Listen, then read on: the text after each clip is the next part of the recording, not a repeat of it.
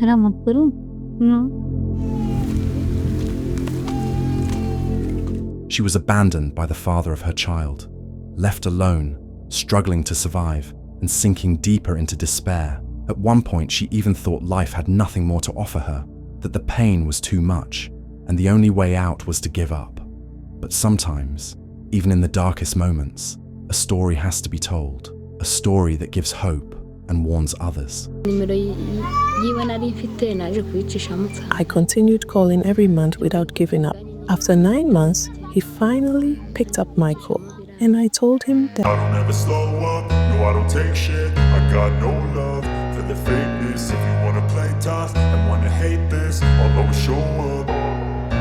I don't ever slow up, no I don't take shit. I got no love for the fakeness. If you wanna play tough and wanna hate this, I'll always show up and make a statement. I don't ever slow up, no I don't take shit. I got no love for the fakeness. If you wanna play tough and wanna hate this, I'll always show up and make a statement. Everything I do so instinctive and so passionate. Every word I move so descriptive like an adjective. I got a vendetta against people who patented being negative when you should be getting after it.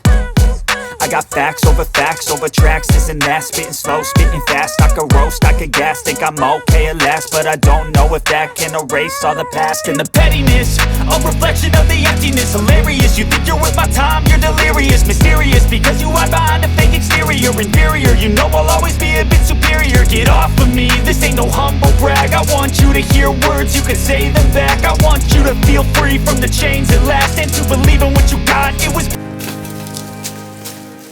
Louise's story begins in 2016 in rural Rwanda, near the Gishoma Peat to Power project. She was just 17, a schoolgirl with dreams, walking the same path to school every day. What she didn't know was that this routine would change her life forever.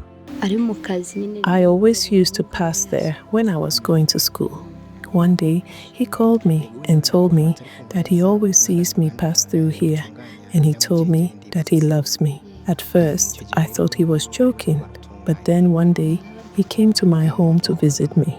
At that time, I started to think that this Chinese man loves me. He always came to visit me after my studies, bringing gifts every evening after his job. The engineer made promises that seemed to offer Louise an escape from poverty. He promised marriage, a life in China, a future filled with possibilities. For a young girl who had always experienced a difficult life, these promises felt like salvation. He promised me that he'll take me to China and get married to him. I have always experienced a difficult life since childhood. When he approached, I knew my life was not going to remain the same. He even taught me some basic Chinese language, simple terms I could use when talking with him. And from that day, we began to love each other. And months later, he impregnated me. But promises, as Louise would learn, are fragile things. When his contract expired, the man returned to China, leaving behind a pregnant teenager and assurances that he would stay in touch.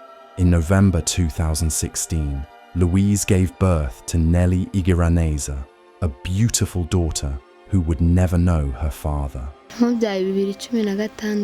When Nelly was born, I started calling that man. I used to ask my friend who had the same issue like me to help me call him via WhatsApp, but he didn't pick up my calls. I even sent him photos of our daughter, but he didn't reply. I continued calling every month without giving up. After 9 months, he finally picked up my call, and I told him that I had delivered our daughter. He asked me to send the photos again, and he told me that he will come back to Rwanda to see me, and we will go with him and our daughter together to China. For a brief moment, hope flickered again. Louise began preparing for their reunion, dreaming of the family life that had been promised. But 2 months later, reality struck with crushing finality. 2 months later, I called him again and I saw that he had turned off his phone number forever. I tried many times until today. Even though time went by and her father was still missing, his friends who still work at that company told me that my daughter's father is in Beijing, China, where he has a wife and a child. He is living well there, but he doesn't care about me or my child. Left alone with a child and no education to fall back on, Louise faced the harsh reality of single motherhood in rural Rwanda. She took whatever work she could find, cleaning houses, washing clothes, working in neighbors' farms, just to make ends meet. Today, my daughter is 9 years old and she goes to school like the others. But the problem is that her classmates keep bullying her.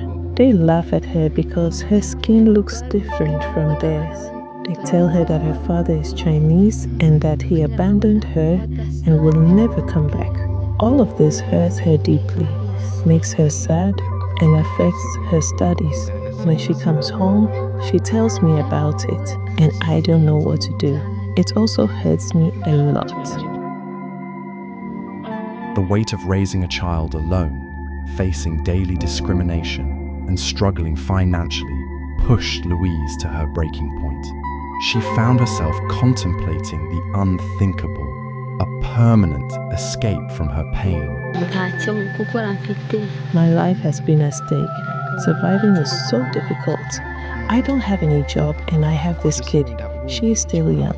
She needs to eat, grow, and continue school. I have to pay rent.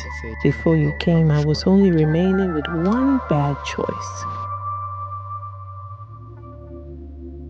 Through her pain, Louise has found purpose, warning other young women about the dangers of believing promises that seem too good to be true.